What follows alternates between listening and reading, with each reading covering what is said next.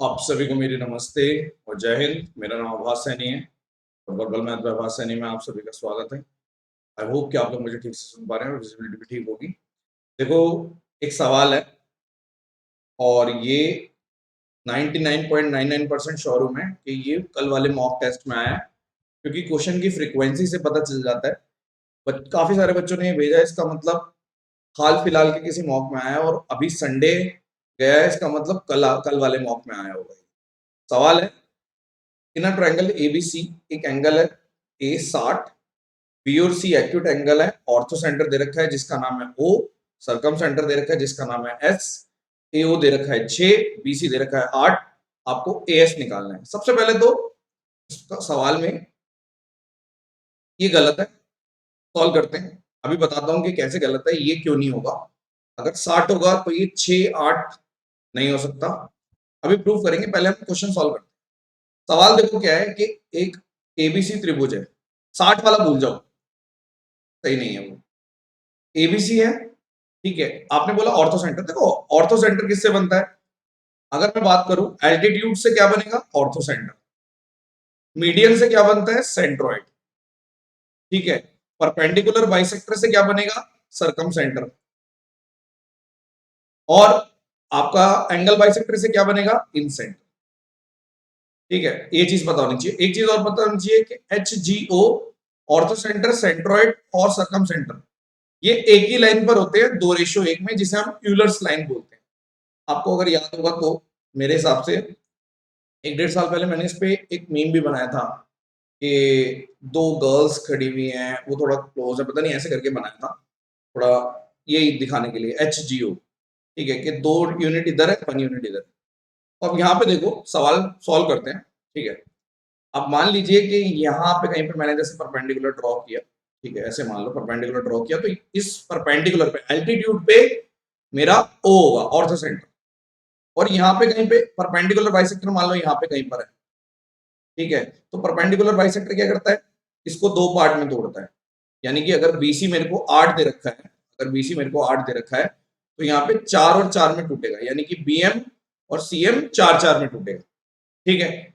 ए ओ आपको 6 दे रखा है, ये 6 दे रखा है। आपसे एएस पूछा है, यानी कि ये पूछा है एएस।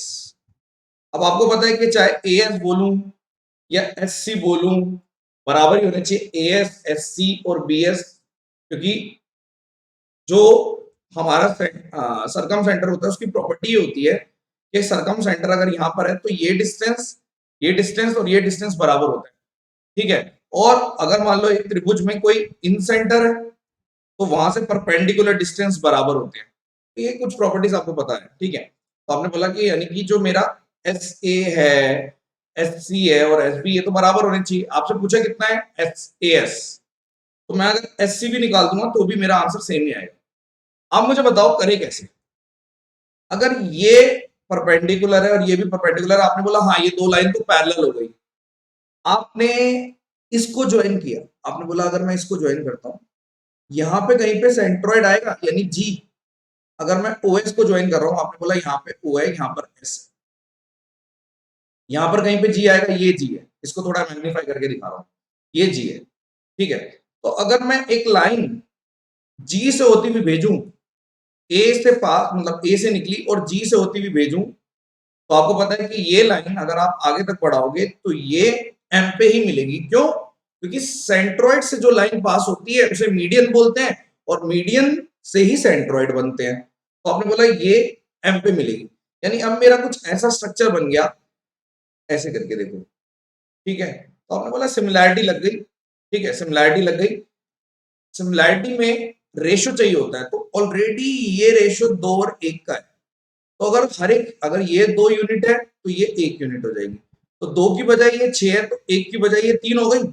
यानी अगर मेरे से कोई पूछे एस एम की वैल्यू तो 3 है, तो एक राइट एंगल ट्रायंगल में एक 3 है, 4 है, तो बचाव कितना आ गया? 5। तो आंसर 5। ये था सोल्यूशन। एक बार फटाफट से फिर से बताएंगे कि सोल्यूशन कैसे निकाला। देखो, ये आपका एक त्रिभुज था, आपने बोला यहाँ पर कहीं पर ये एस है, ये एच है, ठीक है। यानी कि अगर मैं यहाँ से कैसे लाइन ड्रॉ कर रहा हूँ परपेंडिकुलर, तो यहाँ पे मेरा ये, इसका नाम लेकिन इन्होंने ओ दे रखा था, ऑर्थो सेंटर का ओ। और ये तो परपेंडिकुलर डायरेक्ट होता ही है, यानी कि ये 4 में टूटेगा। तो मैंने क्या किया, मैंने सिंपल इसको ज्वाइन किया और यहां से एक लाइन ड्रॉ ऐसे कर दी, क्योंकि ये परपेंडिकुलर था, तो परपेंडिकुलर है अगर यहाँ पे, तो पैरेलल की वजह से सिमिलैरिटी का स्ट्रक्चर हो गया। तो आपने बोला 2 और 1, ठीक है, यहाँ पे 2-1 का रेशियो है, तो ये भी 2-1 का रेशियो होगा और ये भी 2 और 1 का होगा। तो ये इस 2 की वैल्यू दे रखी थी 6, तो 1 की वैल्यू हो गई 3, तो 3 4 5 ट्रिपलेट बन गया, खत्म। ठीक है, मजा आया।